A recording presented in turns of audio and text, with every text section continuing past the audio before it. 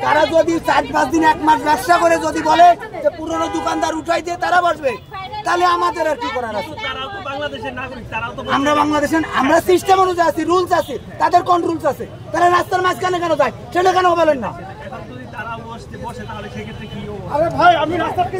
আপনি রাস্তায় আটকায় যদি বসেন আমরা তার দায়ী নাকি?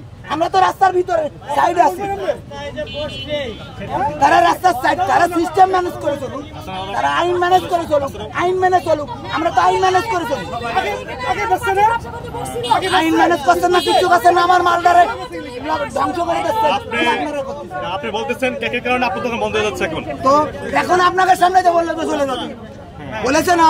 তাহলে এখন আমার এই ডিমারেজটা দেবে কিনা? আমি তো মাল নিয়েছি, এখানে রয়েছে না। কালকে 3000 টাকার মাল লস, আজকের মাল লস, এই টাকা দেবে কিনা? আমার পেটে আছে না, আমার বড় বাচ্চা আছে না। তাহলে কেন এগুলো করতেছে? তারা ব্যবসা করুক, যেখানে মনে চায় করুক, কিন্তু সিস্টেম মেনে আইন মেনে চলুক। আমরা যেরকম আইন মেনে চলি, আমরা আইন মেনে চলি, তারা আইন মেনে চলুক। আমরা যেরকম সিস্টেম অনুযায়ী আছি, ডিসিপ্লিন মেনে চলি, তারাও চলুক। তারা 100 না 1000টা দিক, কিন্তু আমাদের কেন ক্ষতি করতেছে? কেন পুরনো দোকানদার যারা এখানে সবাই 100-এর উপরে ফ্যামিলি আছে, ওই পাশে 200-এর উপরে ফ্যামিলি আছে, তারা কার করে নির্ভর করে চলে? তাদের কারণে 200 পরিবার রাস্তায় উঠে যাবে কেন? কোন উদ্দেশ্য, কোন কারণ? পরিবার নষ্ট হয়ে যাবে। এখন আপনাকে কি বলা হয়েছে এখান থেকে? আমারে বলেছে চলে যাচ্ছি। আমি চলে যাবো, তাহলে আমার ডিমারেজটা টাকা দিয়ে যাচ্ছি বলেন। আমার এখন 10 তারিখ আজকে রুম ভাড়া, কালকে 3000 টাকার মাল লস, আজকে 5000 টাকার মাল লস, এই 8000 টাকা। আমার রুম ভাড়া 10,000, কিনা দেবে? তো আবার সে একই কথা জিজ্ঞেস করে, গরিবের পেটে লাথি না রে? আমার কালকে 3000 টাকার মাল ফেলাই দিয়ে গেছে প্রশাসনে, তাদের কারণেই তো ফেলাই দিয়ে গেছে না। তারা যদি সিস্টেম আইন সম্পূর্ণ কানুন মেনে চলতো তাহলে তো সমস্যা ছিল না।